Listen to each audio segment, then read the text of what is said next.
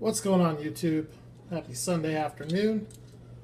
Found a few other interesting pieces yesterday and today. So this is an old beat up, I call it my Zamac General Lee. I've shown it in videos. And then Friday night I picked up this rustic General Lee. And then that was Friday night. And then yesterday I found this one, which is actually really clean. This one was $7. It has the stickers on the side, which it's the first one that I have that has the stickers. So I'm up to 5 of the Ertl General Lees.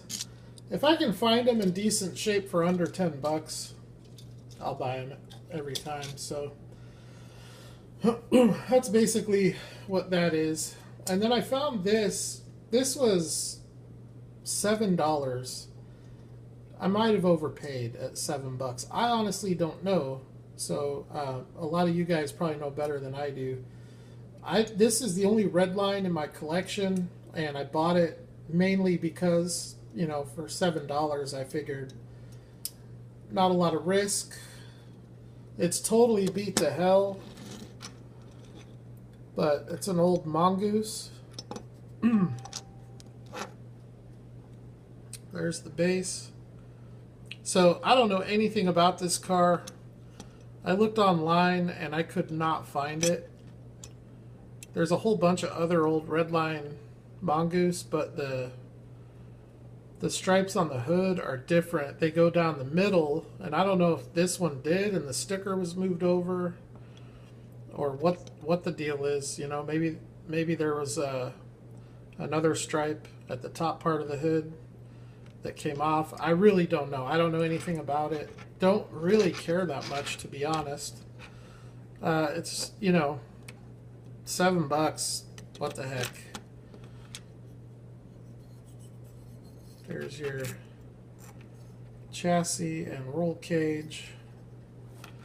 So an interesting pickup. It's definitely not the type of stuff I buy very often. So there's that. Now I did find actually quite a bit of other cool stuff that I'm going to crack open right now. Starting with this,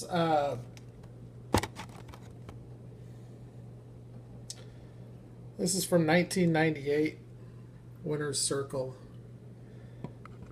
I don't collect NASCAR. I have very little NASCAR. The reason I bought this one, well, I'll show you why I got it.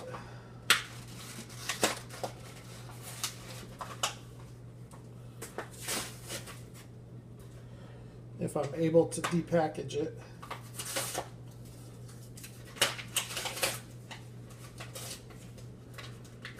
So this is from Kenner. All you people my age, if you remember the starting lineup figures, the little sports figures, this is that same brand, which was a subsidiary of Hasbro. Yeah, this thing is sweet. The reason I got it is because it's a 1956 Ford stock car. And I think it has a really killer look to it. No windows anywhere except for the windshield. Really cool livery and graphics. I just think it looked really cool to, you know, for $1.50. I figured I'd buy it. So there's that. I got a couple of oddball Johnny Lightning, not the type of Johnny Lightning stuff I like to buy, but for $1.50, I'll buy it.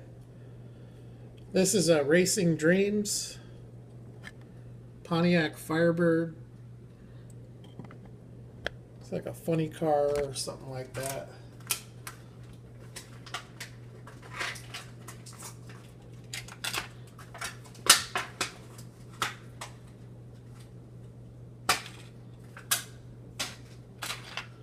So this is cool because it's metal on metal and it has rubber tires. These are, well, tread on the front, slicks on the back. Pretty heavy casting. And it's a Firebird, you know, or maybe it's a Camaro. I don't know. But it looks like a Firebird to me, the front end. But I honestly don't know.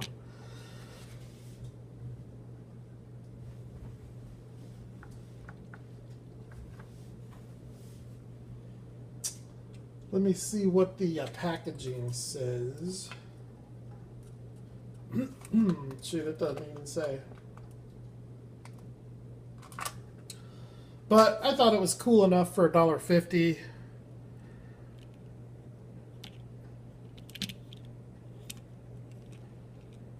Pretty sweet.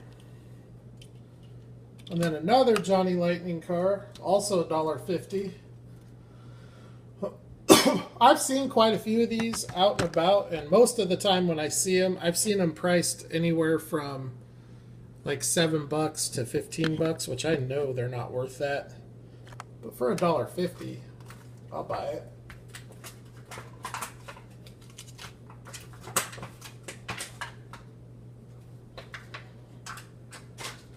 It's got the awesome Kiss trading card. I guess there were 50 cars in the Kiss series. And I don't know what this is, but it looks to me like a Monte Carlo stock car. And it's the Gene Simmons. It's heavy. It's a lot heavier than the Fudgesicle. It's also metal on metal with rubber tires. These are all slicks. This one has an opening hood. Got Gene Simmons on the hood. It's pretty sweet. I like it. A lot of really cool sponsorship on this thing with the Mac Tools, Champion spark plugs, Crane cams, Kiss, STP. STP, that is my favorite band of all time right there. Love that band. Great music. Alright, let's see what else we got here. This was another one for $1.50. I've seen these too. These, usually when I see these, they're in the $6 to $7 range, which whether or not they're worth that, I don't know. But to me, they're not. But for $1.50, this is from Matchbox. The Jack Osborne Jeep Willys.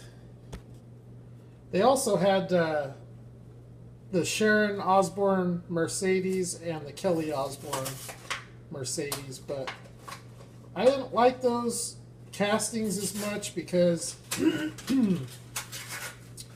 they had Osborne written all over them with civilian livery, and it just didn't look right.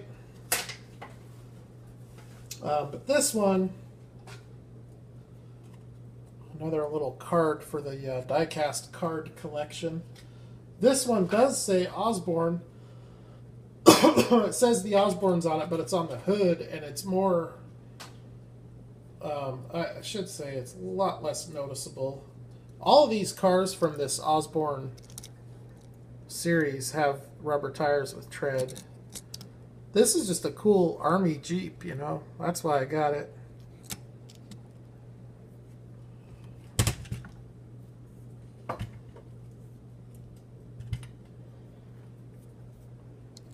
I think it's pretty cool. And the Osborne's writing on it isn't like over the top. Just right there on the hood. So a cool Matchbox Jeep for the collection. And now we're going to get into the more premium stuff. I did find a few cool things here. So this one, Johnny Lightning Mopar the Plymouth Prowler, I have to say, in the packaging, the casting looks pretty generic, but again, for $1.50, I mean, this metal tin by itself is worth $1.50 to me.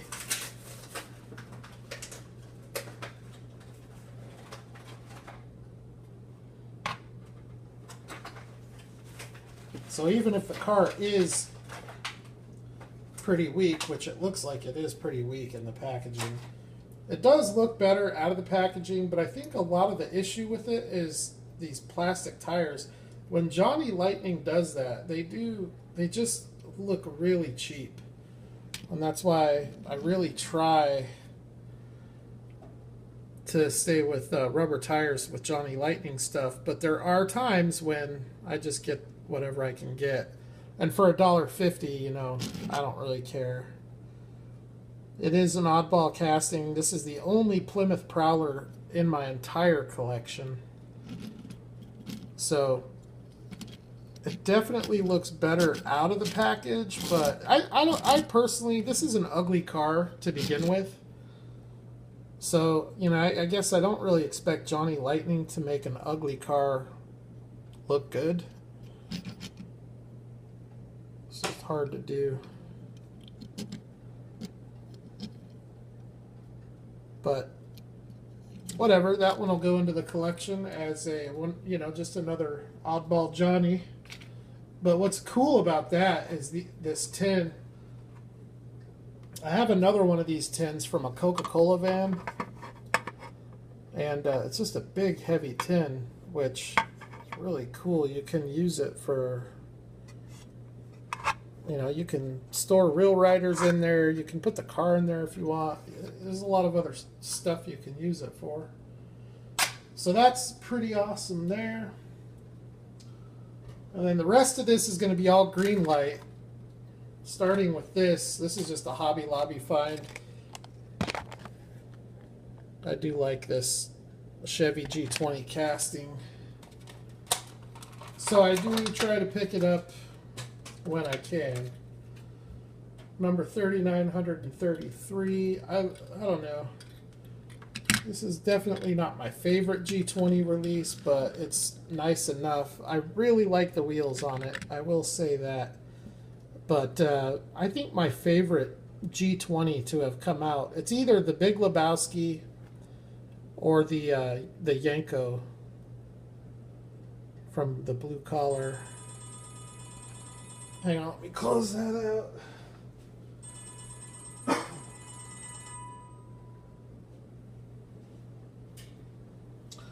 So that's a pretty cool Greenlight pickup. And then the other Greenlight pickup, I've never seen one of these in person. I've seen them online. I've just never come across one of these in person. So today when I did, I had to think about it. It didn't take me long though for the price. The dude was asking $40, and I ended up talking him down to $30 because of the condition, which doesn't matter to me anyways because I'm just going to open it. But it's a Greenlight Hollywood 10-car pack. I've never seen one of these in person, so there are some cool cars in here. You got Smokey and the Bandit 2, which I've already got a Greenlight Smokey 2, so you know, it'll be interesting to see what the differences are. I don't have the Smokey and the Bandit police car. I don't think I have any of these other ones. You know, I don't have Catch Me If You Can. I don't have Footloose. I don't have Fright Night. I might have that CSI Charger, but that would be the only one. That one and the Smokey Trans Am. So let's open these cars up and take a look at them. I noticed a couple of them almost look like projects in progress cars.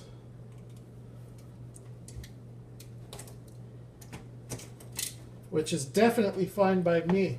So the packaging,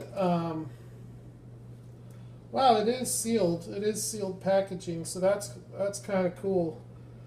But the packaging is shot. It's totally shot.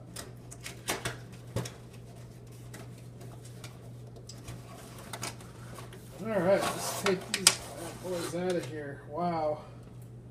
That is pretty cool. Man, it's heavy. They're all metal on metal except for the Volkswagen Beetle.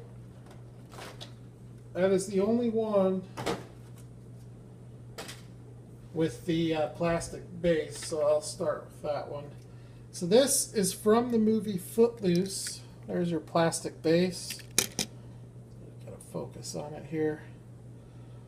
So from the movie Footloose, check out those wheels. Those look great. Really nice. Not sure what that says there on the rocker panel. Formula VW or something? I don't know. But pretty cool. I don't have the Footloose Beetle, and now I do. It's a nice roller.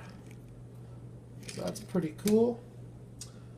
I'll just go from my least favorite, as I always do. This would be my next least favorite because it's a convertible. It's a 1:64 scale convertible, which I'm not a fan of. This actually, god darn, I am busy.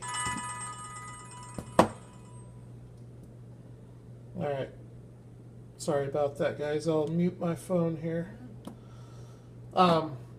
This looks like a Motor World casting. But I know with Motor World, you have a plastic base. This one definitely has a metal base. It is a nice low number. So that's pretty cool. I don't know how many of these were made anyways. I'll have to check the numbers on them. You know, I guess for a convertible, this actually does look okay. It's got nice lens headlights, a really nice stance. The stance looks good. That's always a concern of mine with these Corvettes. The wheels and tires look good. So it's not a bad looking car. Not too shabby. My next least favorite, also because it's a convertible, and I don't like this casting to begin with from Greenlight. It's one of my least favorite. They bring it out a lot in the dioramas. And now that I look at it, this one also has a plastic base. Also a low number, another number below 1,000, but this is the 69 Camaro convertible. I just don't like this casting from Greenlight. It's an old high-speed casting, and to me it looks kind of cheap, and I'm just not a fan of it. Now, with all of that said, I think this is probably the nicest one I have. I think the big reason for that is these wheels look more authentic. But typically, I have a couple other of these that I've gotten in dioramas, and they basically just go in a box. I don't even keep them with my Greenlight stuff. I'm just not a fan of it for whatever reason. So, all right. So it looks like out of the 10 cars, 3 of them have plastic bases. All 3 of them are very commonly used in the Motor World series. This one also has a number below 1,000. And this is a cool car because you don't see a lot of these. This is a Ford Escape, and you get just killer detail with this Ford Escape. Lens, insert, headlights and tail lights, tampoed indicators. Very, very, very nice looking car. So the plastic base doesn't bother me that much. The best brands out there use plastic bases. Kyosho, which in my opinion is, you could make a case that it's the nicest brand out there in the 1:64 scale, and everything it has is plastic base. But these wheels look killer. I mean, those are great looking prototypical wheels. All of the trim detail is there. The luggage rack, side view mirrors, which are painted. So that's a very nicely done Ford Escape. Now the rest of these all have metal base. So from my least favorite to most favorite, I'll start with this 2012 Dodge Charger. It's an awesome looking car, man. Wow. That looks killer. camera does struggle with these dark colored cars, so I apologize for that. But check out the wheels on that, also prototypical. The lines on the casting are just sick. And I love the taillight on this casting. Runs all the way across the back of the car. That is one lensed piece, one red transparent lensed piece that just sets inside the back of the car. This car looks fantastic. Check out that front end. The grille with the headlights looks killer. I love it. I have this casting in the Black Bandit, and it looks great in the Black Bandit. So that's a really nice car. Rolls really nice. These are older for Greenlight. I don't know. I think 2012 is the year. I'll double check that before I end the video. So next, also under 1,000, number 772. This is from Catch Me If You Can. This is it's either a 64 or a 65 Malibu. And awesome little car. I don't have this one. What I do wonder, though, is if these Hollywood cars count from the production of the Hollywood release. So, in other words, this came out in Hollywood Series 8. And I'm wondering if they combine the production of the 10-pack with the Series 8 release on this. I don't think ZA3 specifies that, so I'll have to check. This is a 64 Malibu. Pretty sick looking car. I like the wheels on it, you know. Greenlight's wheels were so much better back in the day. They really were. Alright, we got 4 more cars. So here's one numbered a little higher. This is number 1654. It's a 1971 Dodge Challenger. And this thing is sick because it has the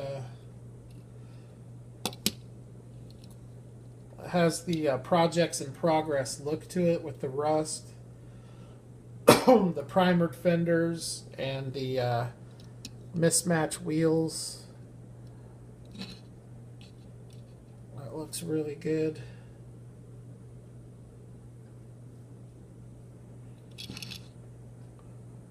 So you got the gray primer on this side, the black primer on the other side.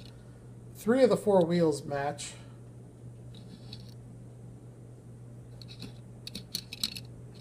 It's just that wheel there that's different. So I like that car. That car is pretty cool. I wish they would have painted the headlights on the front. I wonder if that's an error. Okay. This thing really stood out. This is the Fright Night 66 Mustang. Now this one is number 746. It's metal on metal. There's just a ton of primer on it. Kind of interesting. A lot of body work being done to this old Mustang. It's crazy. You know, what sucks about it is that the primer, as you can see, it has the same gloss as the color. So that sucks. To do this right, you would do a gloss on the color or a flat matte with the primer, or just do the whole thing matte. Because a clear-coated primer doesn't look right. But the car looks nice enough that I don't care too much. Some pretty nice detail in this car. Wheels look really good. You just don't get wheels like that from Greenlight very often anymore. Opening hood. So that's the Mustang. And the last 2 cars are the Smokey and the Bandit 2. Let's start with this Dodge Monaco. It's the 74 Monaco. And yeah, this thing is sick. Can never have enough of these in my collection. I do like the old police cars.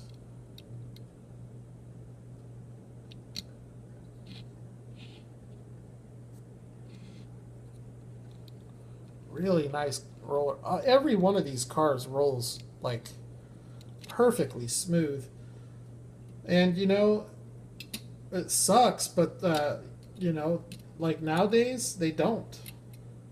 They're not. It's not 100% consistent. Sometimes they'll roll really good. Other times they won't. You just don't know what you're gonna get. Back then, it never seemed to be an issue. So this Trans Am is sweet. I like it. I think the stance on this one is a lot better than the others that I have. The other Smokey and the Bandit Trans Ams I have, the front end seems to set up a little bit, almost like a gasser. So the stance on this looks quite a bit nicer. That's a freaking bad looking car right there. I really dig that.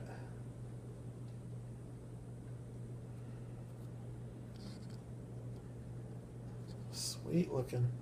All right, so there you go. Nothing too great, but I was able to scrounge together a few decent additions to the collection. At $30 for 10 cars, I paid $3 a car, and you can't beat that. I mean, they're $3 a piece loose, in my opinion. If they were loose, I would have paid that price. So, but pretty awesome haul. I'm happy with it, and I've got some pretty cool stuff on the way this week, so I'll definitely be back with some other videos. And yeah, comment below, let me know what you think, and I will holler at the next video.